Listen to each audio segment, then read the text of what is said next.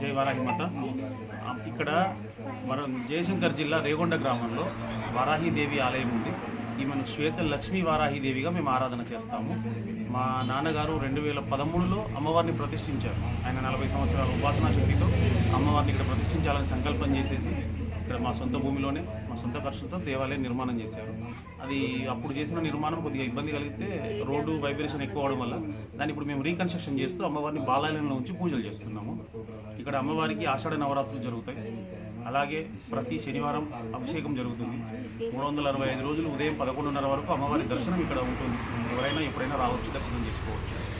తర్వాత అమ్మవారి దగ్గరికి వచ్చేవాళ్ళు దాదాపుగా భూమి సమస్యలు, కుటుంబ సమస్యలు, తర్వాత సంతానం కోసం వచ్చేవాళ్ళు, వివాహం కోసం వచ్చేవాళ్ళు వస్తూ ఉంటారు. వాళ్ళందరికీ దాదాపుగా చాలామంది కొన్ని నిర్ణయం చెప్పారు.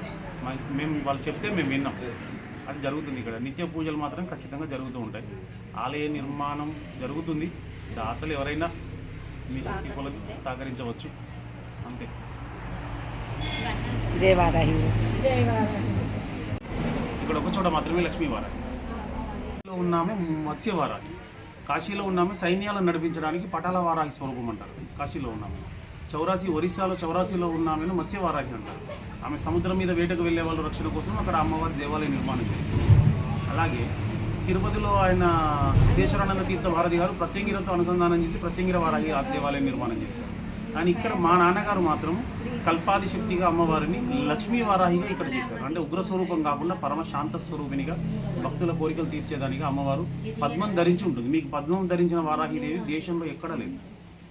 తర్వాత ఇప్పుడు అమ్మవారిని కొలవాలంటే చాలా మంది భయపడుతున్నారు కదా స్వామి, అమ్మవారి గురించి చాలా అమ్మ అంటే అమ్మ మనసు వేయాలి.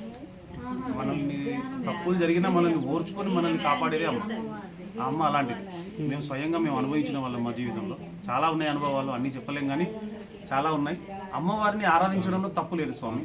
అమ్మవారి పూజ ఒకటి సూర్యోదయానికి ముందు, సూర్యోదయం తర్వాత మాత్రమే పూజ చేస్తారు ఉగ్ర స్వరూపంలో. మేము లక్ష్మీ అంశగా మేము పగలంతా పూజ చేస్తాం అమ్మవారి. ఇక్కడ లక్ష్మీ స్వరూపం అమ్మవారు పద్మం చేత ధరించి ఉంటుంది. తర్వాత భారతదేశంలో అమ్మవారు నిలబడి ఉండే స్వరూపం కాశీలో, తర్వాత ఇక్కడే.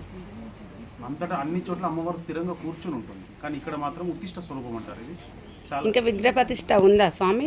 మళ్ళీ జరిగేది ఉంది. గుడి పూర్తయ్యాక విగ్రహ ప్రతిష్ట జరుగుతుంది. ఆల్రెడీ ప్రతిష్ట చేసిన విగ్రహమే పక్కకు పెట్టాము, మళ్ళీ ప్రతిష్ట చేస్తాం. అదే విగ్రహం కళ్ళు మూసేసి ఉన్నాయి.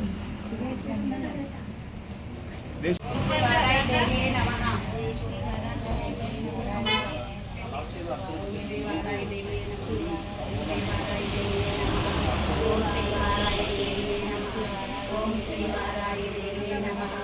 ఓం శ్రీ వారాహి